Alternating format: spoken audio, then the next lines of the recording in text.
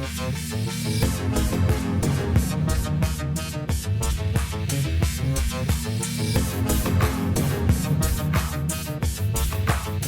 Sci-Forror Film Podcast.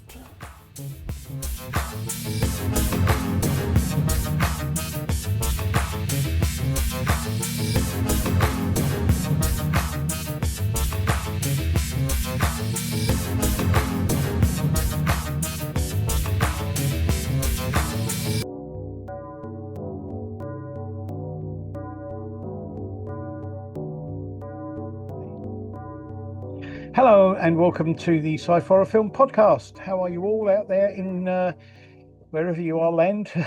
Internet land. Anyone know what I'm talking about? I got lost somewhere in that sentence. I'm not sure either. I'm Andy Walker. This is Badger. Hello, Badger. How are you? Hello, sir. How are you today? I am much better. Thank you very much. Yes, indeed. Yes. Everyone, give us a like for a Get Well Andy.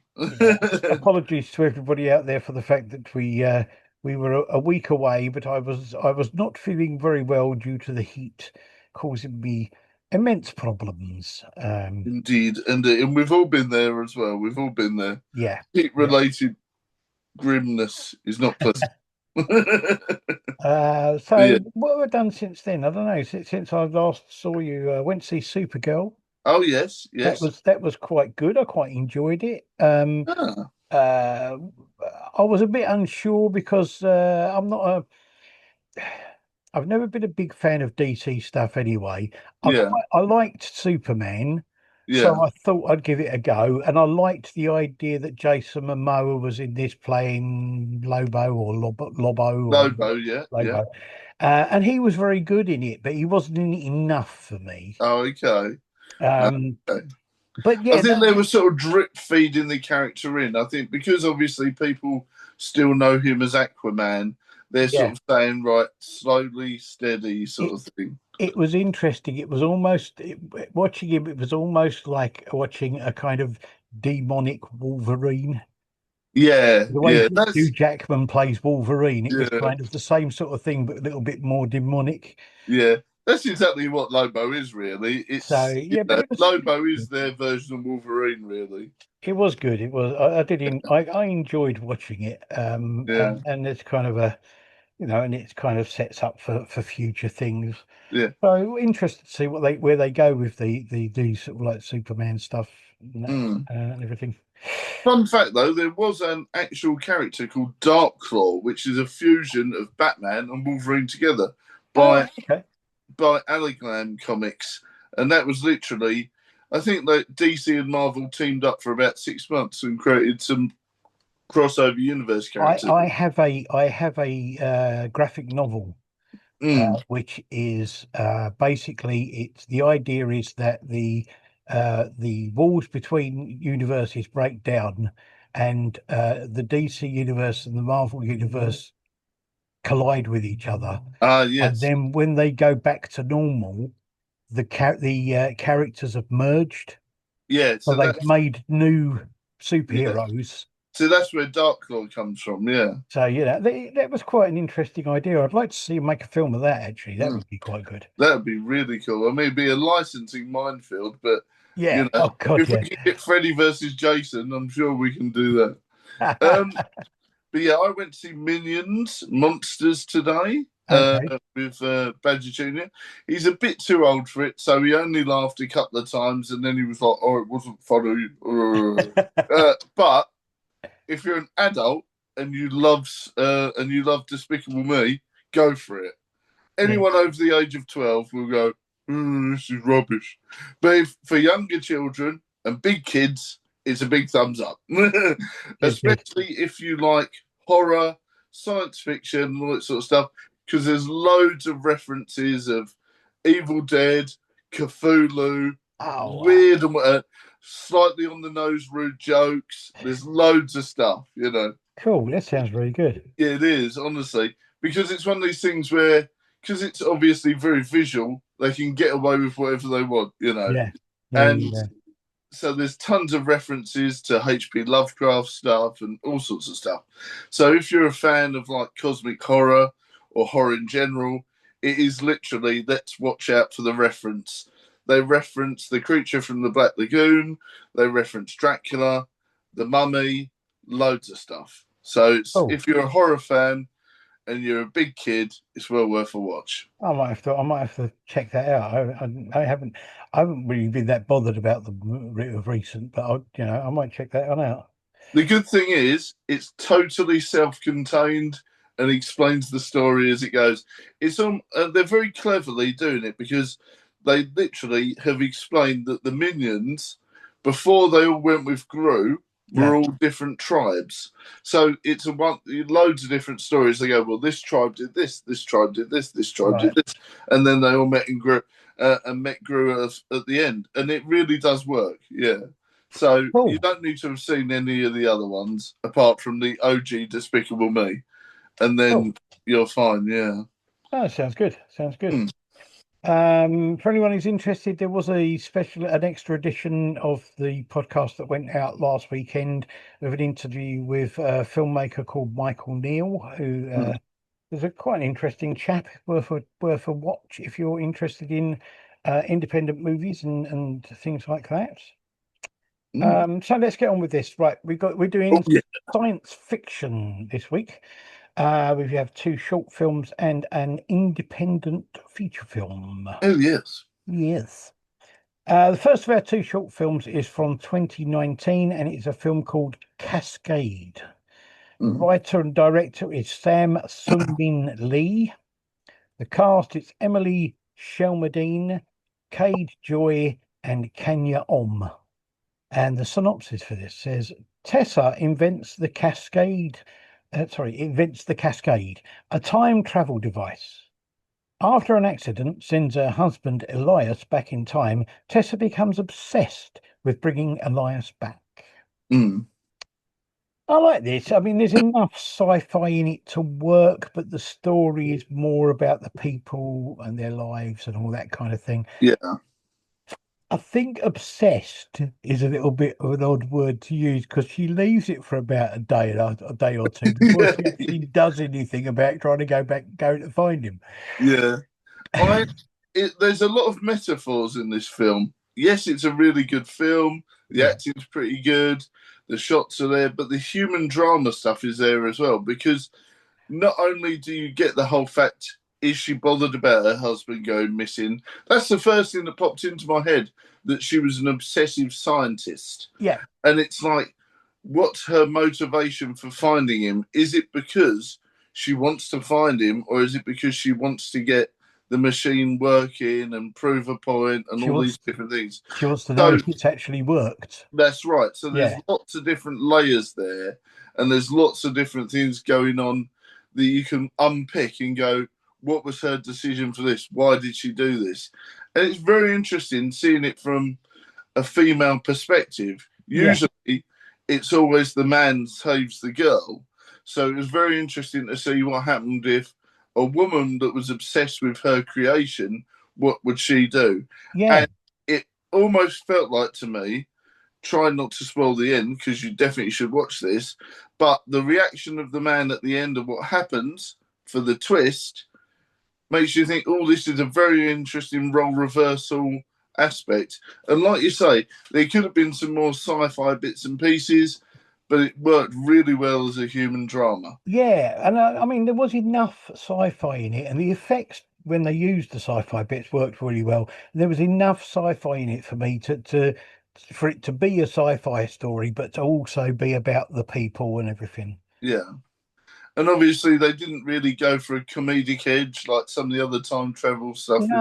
No. So it was a bit refreshing to see something serious. I was kind of expecting it to have a comedy bit somewhere, but it didn't. And it was, as you say, it is nice to see something a little bit more serious. Yeah, with time travel and that. And I think maybe Doctor Who needs to learn a lesson from this because time travel can be a serious thing, but BBC have leaned too much on the comedic aspect of Doctor Who. Yeah. And that's why the new series have failed, and that's why Disney have dropped it like a bombshell, because they thought it was going to be popular. They've gone a certain route, it's not worked out, and now we've lost one of the best beloved BBC programs. Yeah.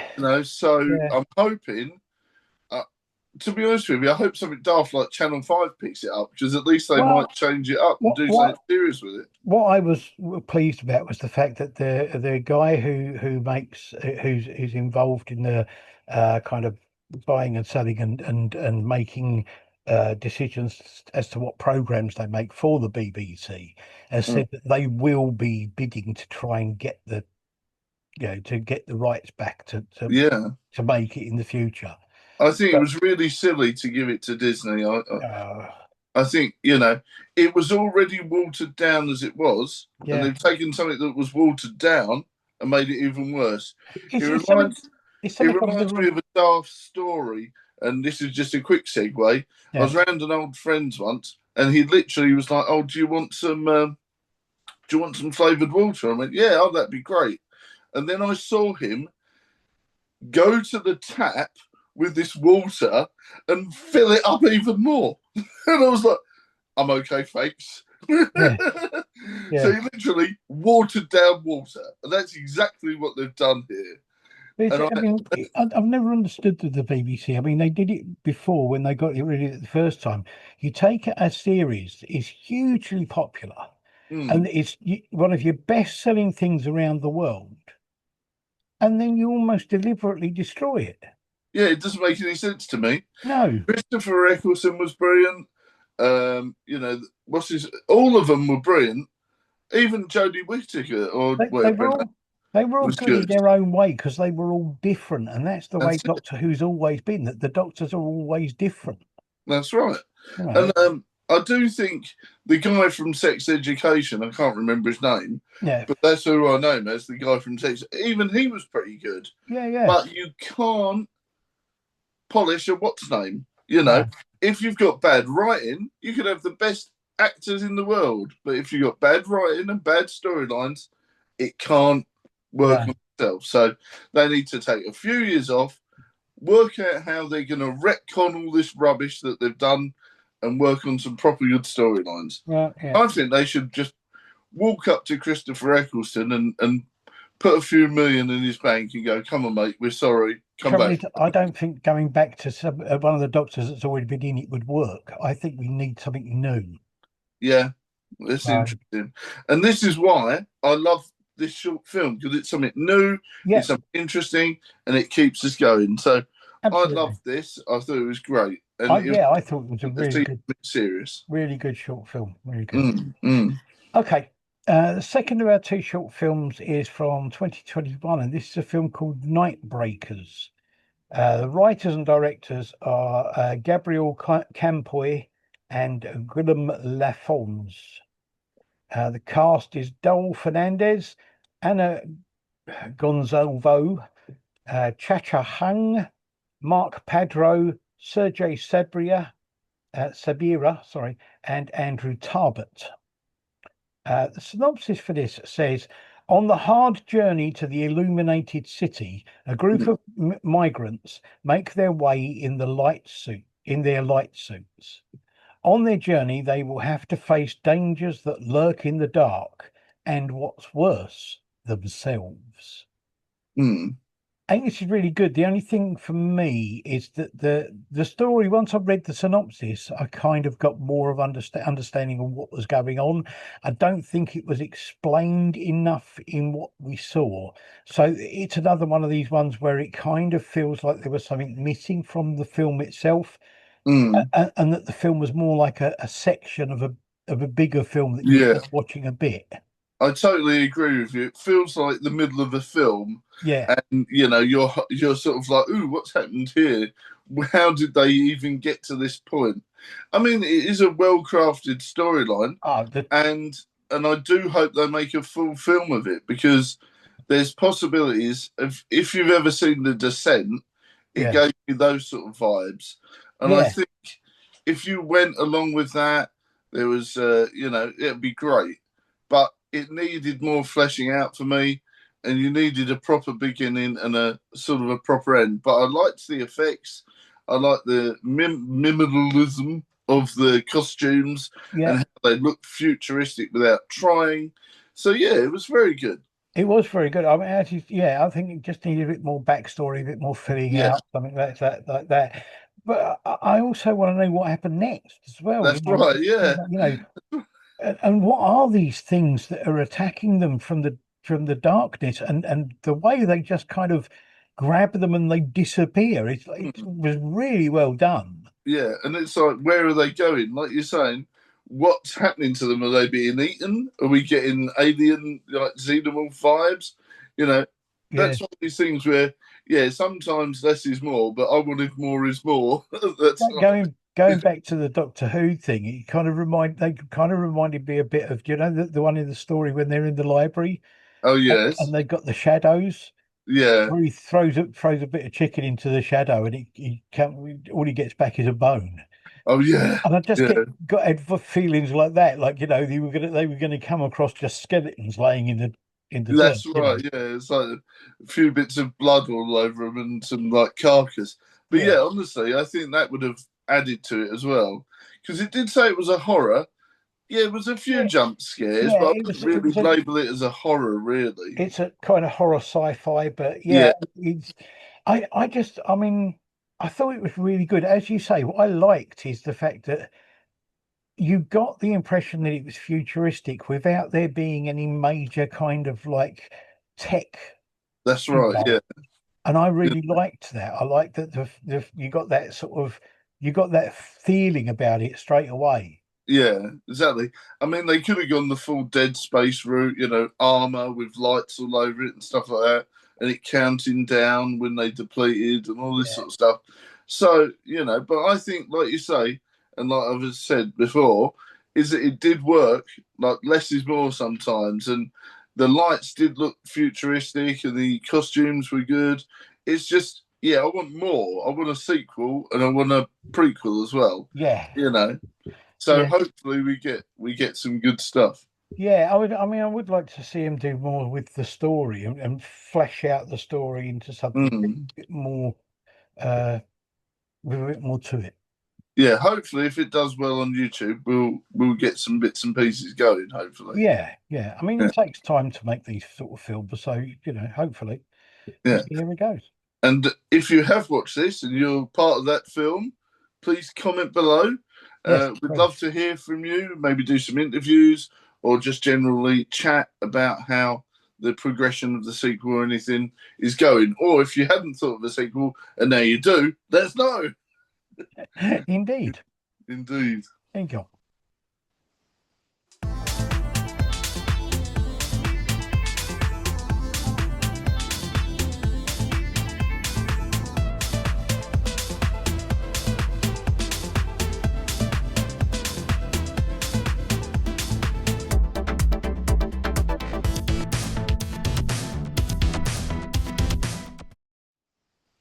Okay,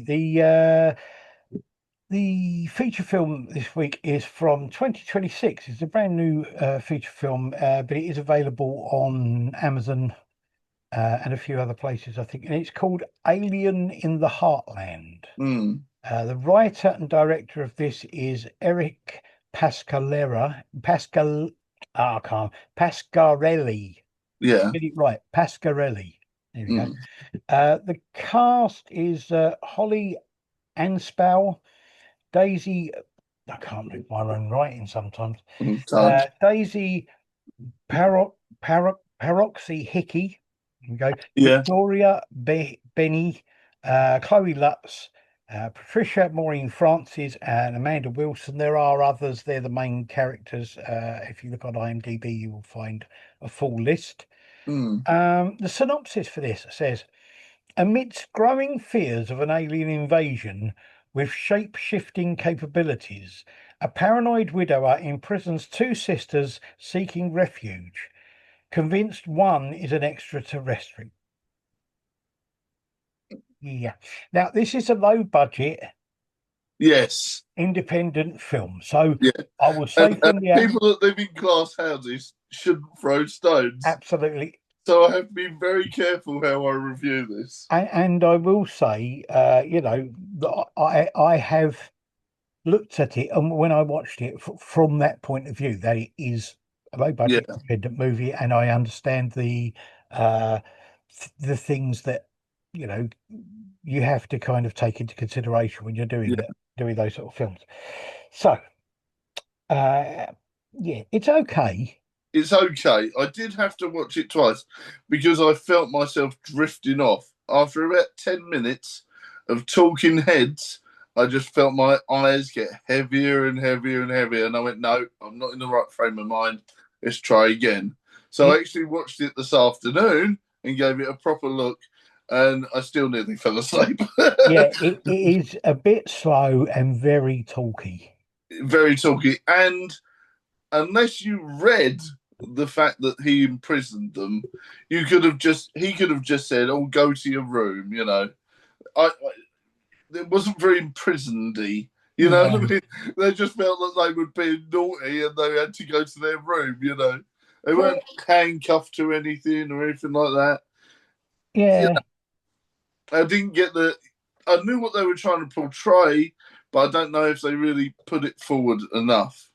Yeah, I mean, I think the story, the idea behind it all is pretty good. And I like the fact that you had the odd little bits in between, like Yeah, them going outside and seeing other people and the radio podcast they were doing, which for some reason I couldn't quite work out. They were paraphrasing from War of the Worlds yeah. when they did it. It was kind of weird. But It felt like it was like, and I mean, the weird twist of it was in the end, I was like, so was it real or was it just them? Obviously what happened to the people was real, but the radio station was that fake, and then the twist that there was a real invasion anyway. yeah, That's what I got was yeah, that I don't the know. radio station was faking it for views, and then it was real anyway. I don't But know. I don't Yeah, I'm not know. sure either. Yeah, Um, but I that's the mean, gist I got was that the radio station faked it for views, and then actually there was an invasion anyway. but I mean, when it got to the end, I thought there was a couple of good bits of using effects Yeah, and actually kind of like. But for me, I think it could have done with some of that throughout it. It that's kind of right. it Yeah, was a talk, as you say, talking head sort of movie. There wasn't really enough real sci-fi or yeah, anything going on in it. yeah. It felt like it was like Bugonia on a budget. Have you heard of Bugonia? Yeah, yeah, yeah, It yeah. felt like it was like it took the plot of Bugonia and was Right. like, well, let's strip it of everything interesting and get rid of all the drama, and let's just have a talky heads version. Well, I You mean, know? the thing is, I've been to theatre and seen plays that are kind of like murder mysteries that are Yeah, just like take place on one night in one room, that's right. and Yeah, that's kind of the vibes I got from this. It was mm, almost like a kind of one night, one room, one act sort of murder mystery yeah. with a few extra added bits To onto it. it. Yeah. But Perhaps that's what they should have gone for. You yeah, if you're not going to have if you're going to have minimal effects, if you're going to do all this stuff, I would have just gone. Let's make a murder mystery film. yeah, because all you have to do is you have to show that there's a dead body somewhere in the house. Yeah, And then you have a whole thing of like one of us is a murderer. that's right. So you got to work out who the hell the murderer is. That's right. You Yeah, know? exactly. I And mean, the other thing was there were kind of little clues they were giving to see, so you would thought, oh, maybe they're the alien, or maybe they're yeah, the alien. But to be honest, a lot of the time I was thinking, I don't understand what they're talking about. no, yeah, So I didn't quite get the clues half the time. yeah. It was quite bizarre. It's one of these things where I think, like, it was like the creators knew the backstory of each character, but we didn't get enough time spent with them to understand that. And You know, I think um, the other yeah, it thing was was quite that, bizarre. like you were saying, I kind of found myself drifting a bit. So a few times I had to stop it and go back because I thought, why are they saying that? I don't understand what's that got to do with anything? Hang on, I'll go back a few minutes and see if I can work out what they're talking about. Could you? No. So, I got to the end and I thought, oh, okay, one of them was an alien, and there is an alien invasion. Yeah. Okay. But then there wasn't an alien invasion because it was like, oh yes, this time we're not going to invade, but next time maybe we will. And I was Yeah. like, okay, Yeah. It was a proposed alien invasion that they postponed.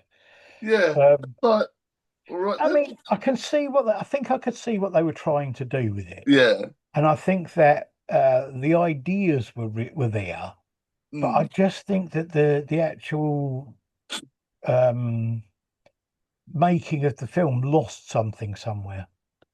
yeah. It felt like they were trying to do something. It didn't quite work, and then they just carried on with it anyway. Yeah, I don't know. I mean, I applaud anyone for making Oh, a feature film, on a low budget.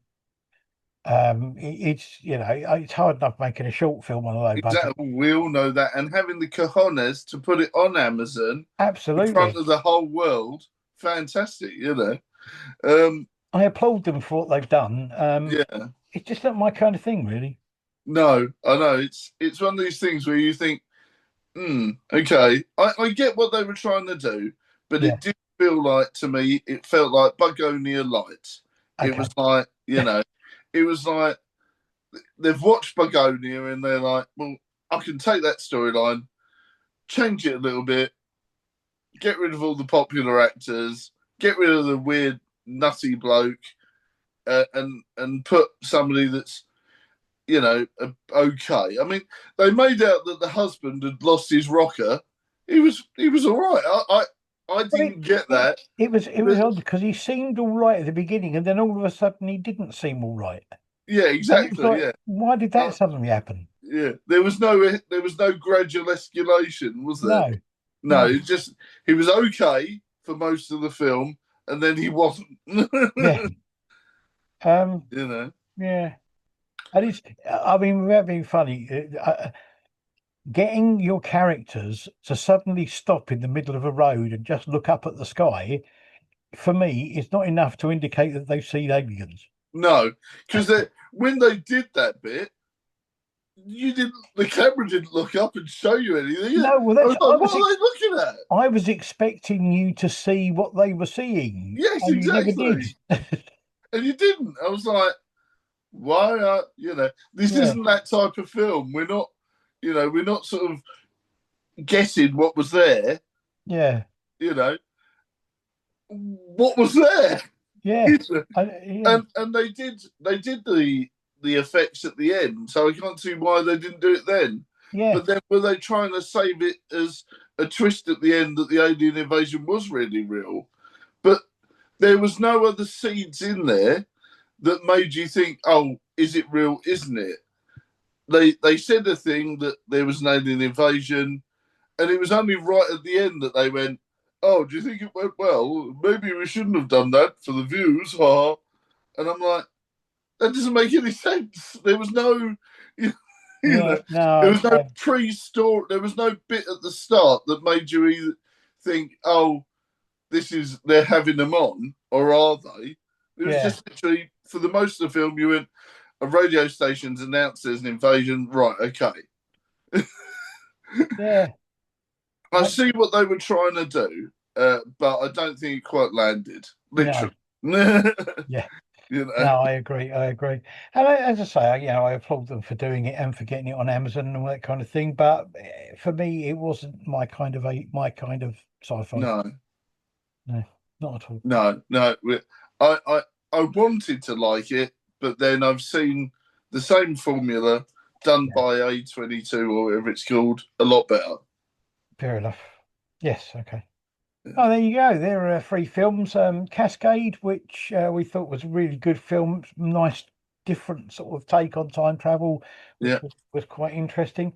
Nightbreakers, which again was a really good film, but needed more kind of fleshing out or something, giving a bit more backstory to it and a bit more of like, and what happened next? And Alien in the Heartland, which I think was a it was quite a well made film and it was like good ideas, but it just kind of lost yeah, it somewhere. yeah. I think maybe what might have been really good is, like you say, and like we sort of talked about, is yes, have that alien thing in there, but have a murder mystery with it. Yeah. Make it slightly different to stuff that's already come out. Yeah. Because there's no point. I know, like, sometimes you think, oh, yes, I'm going to copy this idea, do it slightly different. But sometimes when they do that, we know all these remakes and reimaginings they do in Hollywood now just don't work. Yeah. Yeah. Don't copy somebody else's idea. Come up with something fresh and over the top and wacky. And I know that from experience myself because I just let my brain seep out onto the page and boom. And that's my advice to any filmmaker: is don't copy what Steven Spielberg's done or anyone else like that. Follow your own path and die by your own sword. Yes, definitely.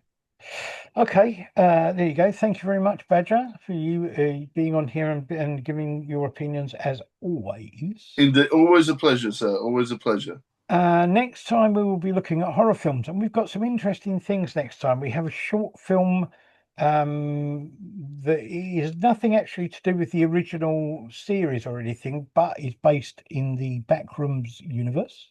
Ooh. We have another short film that has been made by, written and directed by, and starring Karen Gillan, who is in Doctor Who and Guardians of the Galaxy. That's right. That's right. And we have a 1980s slashery type film, which is only the second film ever to have in it a very, very well-known American actor.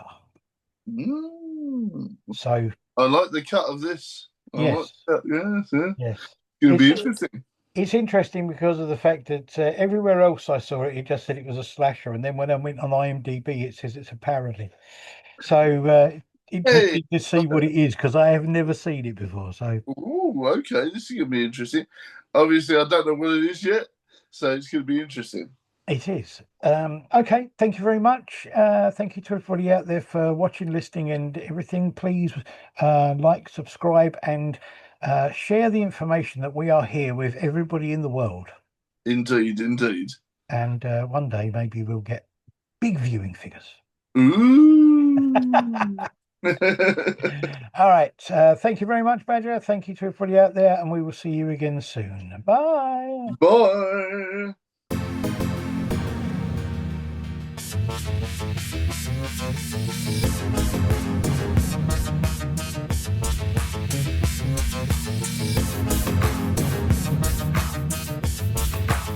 The Sci-Forror Film Podcast.